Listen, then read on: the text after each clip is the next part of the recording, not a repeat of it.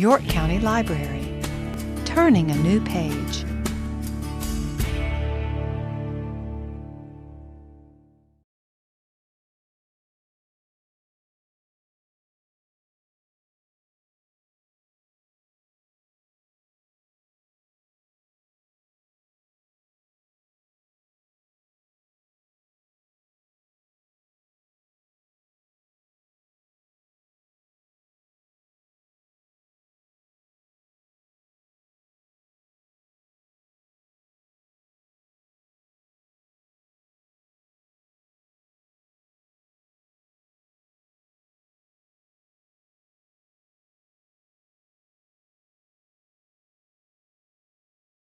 The slides are made from old pictures by J.L. Red Patterson.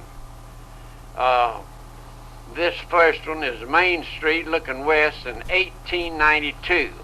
L.J. Massey is standing on the street and McKeever Hughes is in the doorway. This is Main Street looking north from Confederate Street about 1908. That happened to be my father and uncle's store, Mills and Young Company. This is Main Street looking east, 1910. Note the vegetation growing all over the park and on the street. You also see a wagon up there, about halfway up the block. This is a group of guys and dogs on Main Street in front of the old hand pump, which was the water supply for the main drag. Picture was made about 1910. This particular well or pump site, my daddy had a St. Bernard, a big black St. Bernard, and he would lie up there, and the people who were scared to use the pump, and eventually somebody poisoned the dog. This is Main Street looking west about 1911. L.J. Massey's sign, if you note, and a picket fence in front of L.J. Massey's home. The house was moved to face Claiborne Street and is now occupied by Mr. Hull. The fence left around it is in front of T.A. Mills' house. This is Main Street looking east about 1911. Now, this is Main Street looking east about 1912. Note the bell on top of the town hall. This bell was used by the Masonic Lodge, which was housed in this building. If you look closely, you can see the rope used for ringing it. This is the Main Street north, looking northeast rather, about 1912. The wagon is in the foreground is a delivery wagon of L. Jones Grocery and Market. The name of the horse is Old George. Main Street looking east about 1914. Person with the wagon is William Berry. Use your own comment. The Acme Barber Shop was in El Carruthers, owner and operator. Note the roasted peanut vending machine, which is in front of Jones Drug Company. John Jones is leaning on the machine. This is Main Street looking east in 1928. Note the little small building on the right-hand corner. This establishment was operated by one Roller Gordon, whose chief item for sale were hot dogs, fish sandwiches, and a reliable reported vanilla and lemon extract, as well as Jamaica ginger. This is Main Street in 1930. And that particular Ford you see there, boys, is the one that I used to own, painted yellow with black fenders. Oh, by the way, it had balloon tires on it too. Let's see, Town Hall is the front right. Central Hotel is behind that building. You can see part of it. And you can also see the Slave Monument. This picture was taken by 1925 from the top of the water tank. Old brick Cotton's Inn is to your right, and the town jail and the town barn and the First Baptist Church you can see in that picture. This was taken from the top of the water tank. It's the First Baptist Church, St. John's Methodist Church, Hoagland Stable, Sayers Barn and Stable, Mills's, and the warehouse along Southern Railroad, and also part of the lumber yard you can see. This picture is made from the Southern Railroad looking west. This is about 1908. White Street in the foreground, Massey Street winding up the hill, and cement on comments on Addie Harris's home there. This is the Savings Bank of Fort Mill, 1914. The President, W.B. Mitchum Sr., standing at the teller's window. He got a sack of pennies. Well, I got to tell you about the sack of pennies. They stayed open till 9 o'clock at night. And my daddy took me up there when I was about 4 years old or better, and Mr. Meacham told me he'd give me a sack of pennies so I could carry them home, which was less than a block from Main Street, without putting them down. So I started off with them and got as far as the Palmetto Hotel, and my daddy said, "Boy, you can't do that. We better take them back, because I don't think you want to give them to them anyway."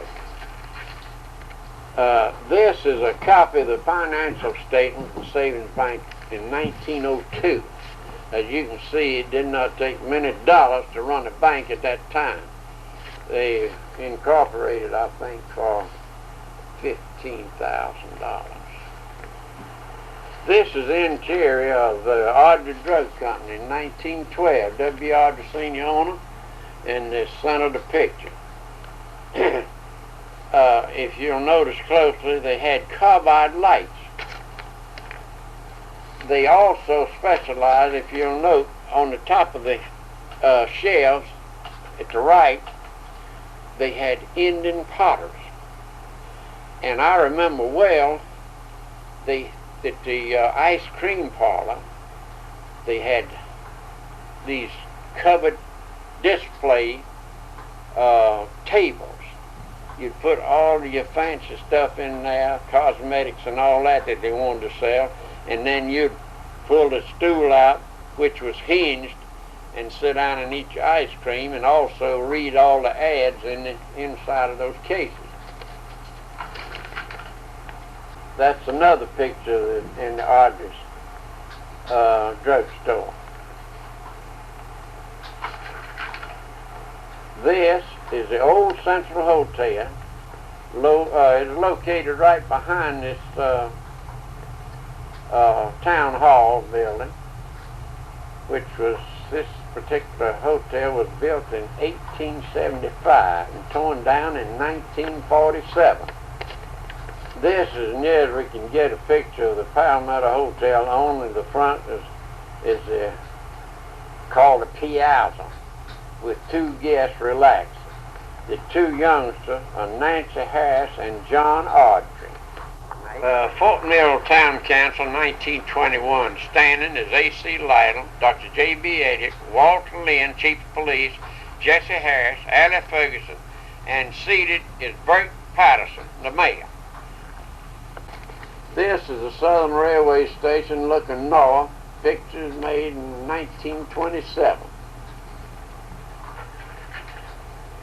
This is the Southern Railroad tracks looking south. Note the water tank in the foreground where the steam engine reservoirs were filled. Picture made about 1923. This is the depot in the Southern Railroad looking south. The garden on the right there is established and maintained by Mr. E.L. Hughes, who was the maintenance section master of the railroad. This was taken from the walking bridge, the overhead bridge we called it. You had to walk across it. This is the bridge that I was speaking of, right there. We used to play on it, and when the trains would shift, we'd go up there barefooted, and those cinders would burn your feet with that exhaust coming out of that smokestack. This is Presbyterian Church, 1900. This is the First Baptist Church. It was built in Fort Mill and located where the present First Baptist Church stands now. This was erected in 1895. It cost $1,199. The addition expenditure for that Baptist church was $4, was made by Spratt Machine Company for hanging the bell in the steeple. This is Reverend Arthur Smith, one of the past pastors of the First Baptist Church. Picture made in 1932. This is the artist's conception of the First Methodist Church in Fort Mill. This painting was made based on the description of the church given the artist by J. Ben Patterson, who at the time was 97 years of age and the only known living person who had seen it. This church was located where the Oscar Jones home now stands on Cleveland Street. The church was built in 1875 and torn down in 1892.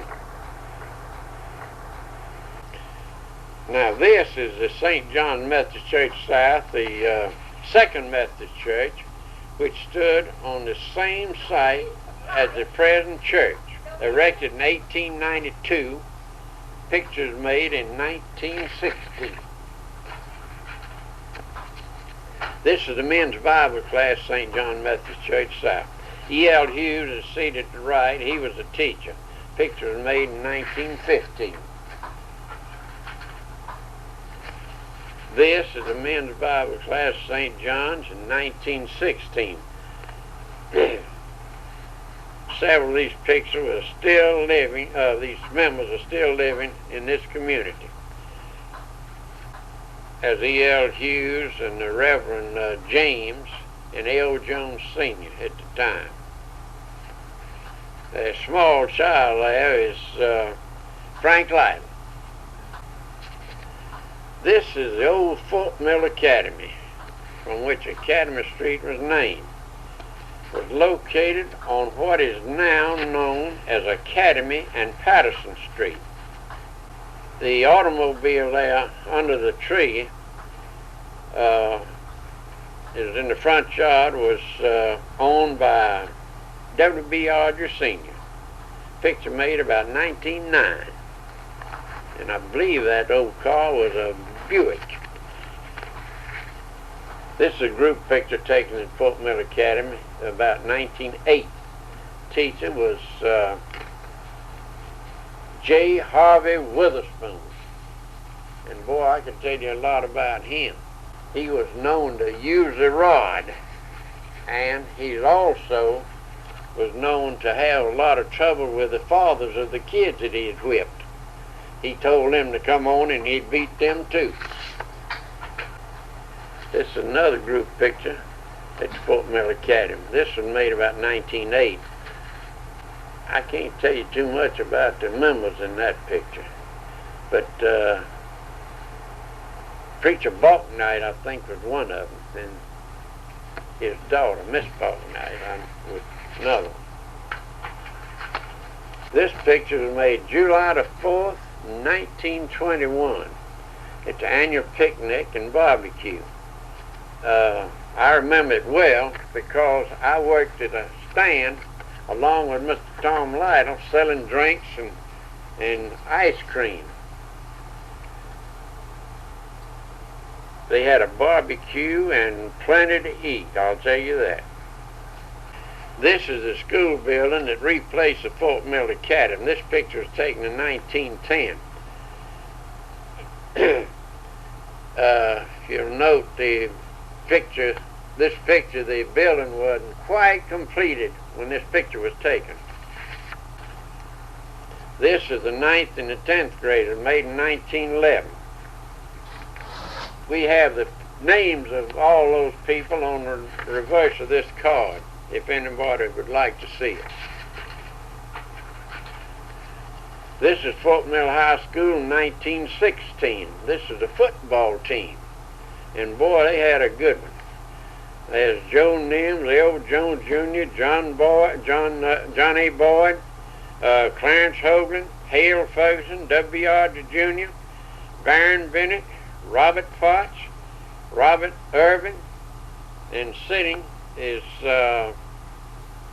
Hanks Jones, Luther Belt, and He Hatton, or better known as Pete Hatton.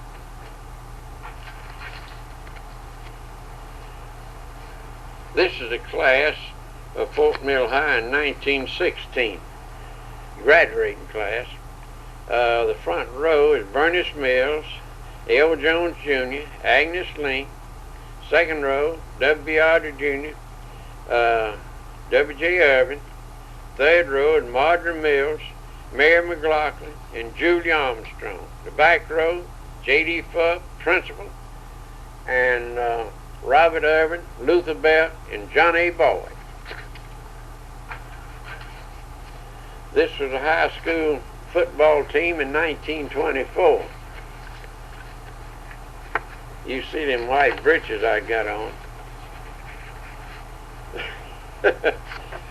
We have the names on the back of it. I could call them over briefly to you, which is Paul Garrison, Eugene McKibben, J.B. Mills, Luke Patterson, D.C. Patterson, Keebler Mills, Ed Harris, Louis Potts, Mike Link. Coach was Charlton Garrison.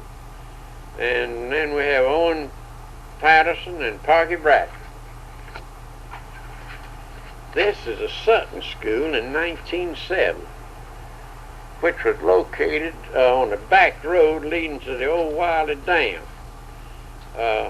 Professor, I can't think of Riverview School. I can't think of his name right now.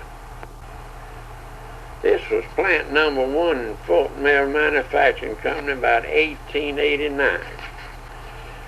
This is plant number 1 in Fort Mill Manufacturing about 1905. The L to the right of the main building was referred to as the kitchen. It was so hot to work in. This is number 1 plant, Fort Mill Manufacturing Company, in 1917. I think this picture was taken from what is known now as the guest house. This is plant number 2, which is a white plant, which was later known as a white plant. We called it the Luna Mill. This is personnel of the spinning of Fort Mill Manufacturing, 1916, plant number 1. This is a dam, the hydroelectric plant, Catawba, which is now Duke Power Company. This was built in 1905. Picture made about 1912. This is inside view of the old power plant. Note the rope-driven, what do you call those things? Generators, alternators, or whatever. But the rope-driven. This is another picture of the dam, Catawba River. The formation of the rock around the house up there, this was on the Rock Hill side of the river, and later it was changed over to the other side, which at present site now. That's a picture of it from the Rock Hill side, which was underneath the old original power plant. This is what is left of the old power plant after the flood in 1916. The plant is completely underwater. The powerhouse was destroyed by the flood, and other pictures in 1916 flood are shown coming up. This is the first Fort Mill power plant.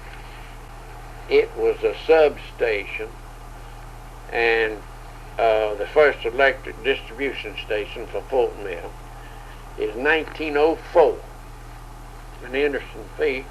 Fort Mill was the first city or town to be supplied by contract for what was then known as Catawba Power Company, which is now Duke. This is Colonel Eddie Springs in one of his planes, taken about 1924. Our fire information, this man Friday was Willie Patterson, standing right, is being interested in becoming the official cranker-upper. He spun that thing for the colonel. This is Colonel Eddie Springs under the Butcher Boyd Bridge, which was August 17, 1923, the day the bridge was dedicated. That's Paul Redford flying under the bridge, same day.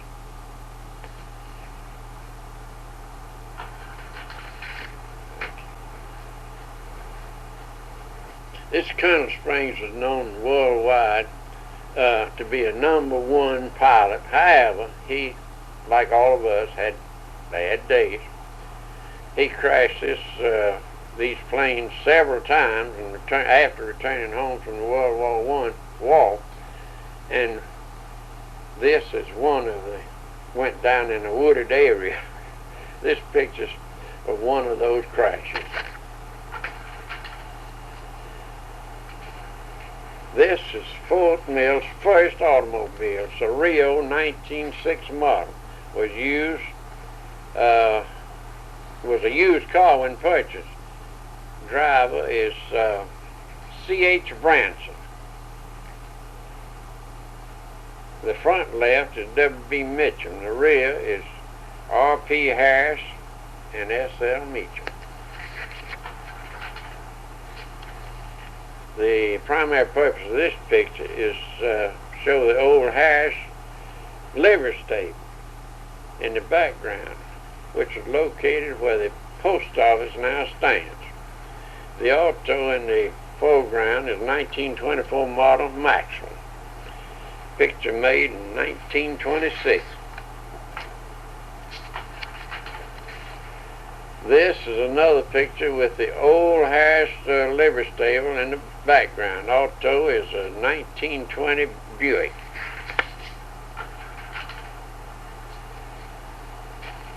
This picture was made at A. Young's blacksmith shop about 1910. This was one of the town's landmarks in its early years. The bird is a crane, was an added attraction that day in the picture, and I think the crane's wings were between 6 and 8 feet long, the wing spread.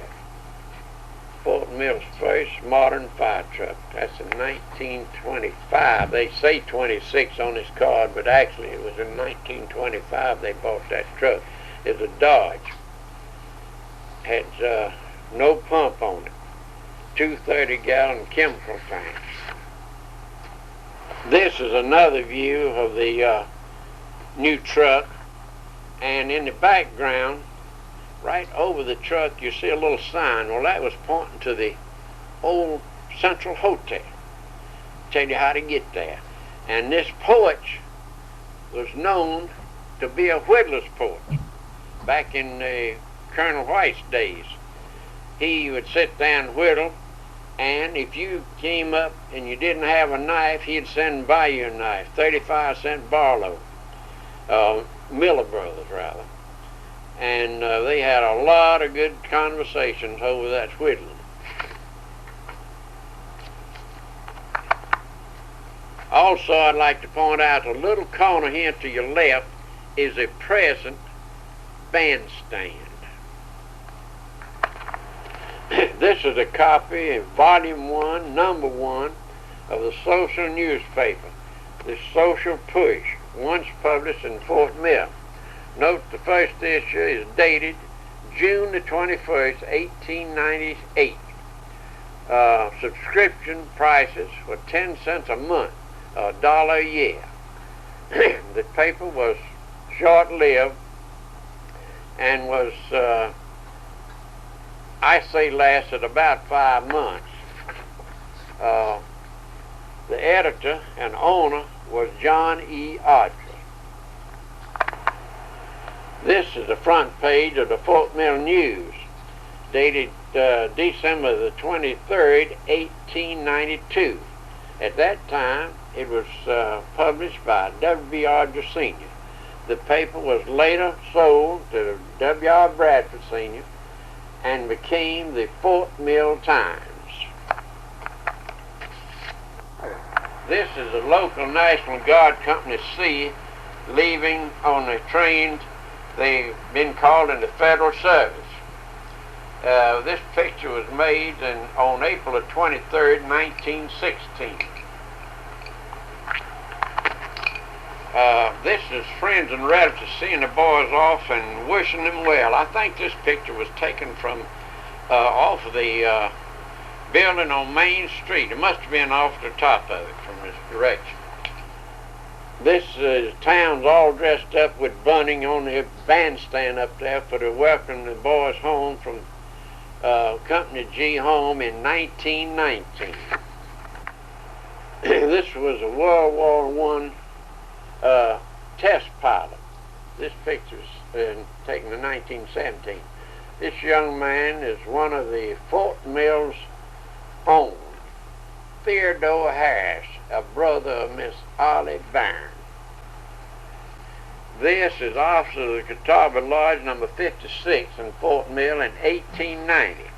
Standing left to right is J.M. Armstrong, J.D. Withers, J.L. Kimball, W. Sledge, and W.W. Warren. Seated left to right is J.C. Jones, W. Spratt, J.W. Audrey, W.B. Meacham, and J.M. Spratt. They all set for a relaxing afternoon of cycling in 1893. The young man in the center is W.R. Sr. This picture was made by Miss Eileen Barber at her home on the corner of Confederate and Forest Street. This is Joe W. Parks, a Confederate veteran who was with Lee at Appomattox when he surrendered. One of the few people who saw two visits of the Halley's Comet. His last one was in 1910. Of course, ours, new one, is in 1986. Grandpa Joe was a farmer and a textile. He was not a scholar nor a VIP and never accumulated any particular amount of wealth. However, he did cause the,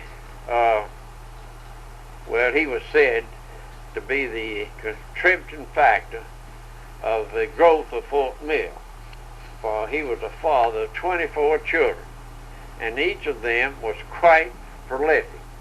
A large number of the Parks are now living in Fort Mill are descendants of this man. In my lifetime, I remember tolling the bell for his death 97 times at the Baptist Church. This is two young ladies in up-to-the-minute beach attire of another day. This is a glimpse of a group of well-dressed ladies in 1920. Two of these ladies still reside in Fort Mill. Well, actually, when I'm making this tape, there's only one left. They were Ruth and Esther Meacham, and Ruth is still living. This is two well-dressed golfers in 1935. The young men are W.B. Audrey Sr. and Dr. J.B. Eddy. The young ladies, I still know who they are, Dorothy Nims and Elva Alley. This is Fort Mill baseball team in 1925. In those days, baseball was very popular in Fort Mill, and this team was one of the best in the area. Allie Ferguson, extreme right, was manager. Bob Reeves, he's a little fellow there, he kept school. V.C. Angel was an umpire. He's the second from the right.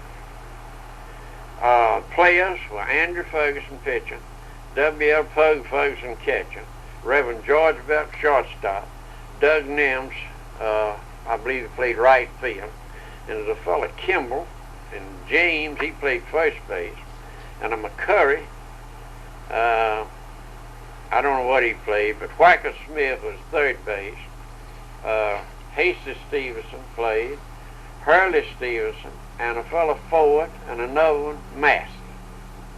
And Ed Massey, I believe, was on that team. This is a Fort Mill concert band in 1925. The young man on the extreme left is none other than our own M.G. Smoke Rogers. So you can add to his many other accomplishments the art of horn blowing. This is Dan, a shotgun green. He's with the police department there in 1916. They didn't arrest him, although he did hustle up liquor for some of these bankers and so forth. This is a site on the Catawba River when the railroad bridge was washed away by the flood on July the 16th, 1916. Another picture of the railroad bridge was in 1916, during the flood season. This is another picture of the railroad bridge during the 1916 flood. This is a site of the Catawba River where the highway bridge was, washed away by the flood in 1916. This bridge was located about 1.5 miles up the river from the present bridge, which carried Highway 21. The steel framework of the old bridge is still visible today in the river. This is another site when the Southern Railroad Bridge was washed away in 1916. This is a picture of Main Street fire in 1914. The fire started late in the night and completely destroyed 3 buildings. That's another picture of the 1914 fire. You can see what destruction it did. This is a wreck of the southbound passenger train, number 31, 2 miles north of town on December the 15th, 1921. No one was injured. This was an express train which ran from Washington to Atlanta and did not stop in Fort Mill unless someone was coming from a faraway place or going to a far piece. This is a typical farmhouse in the early years of this era. This was the home of the grandfather of W.B. Jake Audrey and was located on Doby Bridge Road about 2.5 miles southeast of Fort Mill. Built in 1868. W.B. Audrey Sr. was born here. This house, which has stood on Confederate Street for a long time, is sometimes referred to as the doctor's house. The following lived in the house over the years were Dr. T.S. Kirkpatrick, T.B. Mitchum, Dr. Waddell, Dr. J.M. Ott, Dr. T.B. Kell, and the red arrow points to the room in which Dr. Mitchum died in October the 25th, 1908. Well, that same where the arrow is pointing was Dr. Mitchum's office. This is old Squire Bell's home, which stood on US 21 about 3 miles north of Fort Mill. It was built across the NC and SC state line.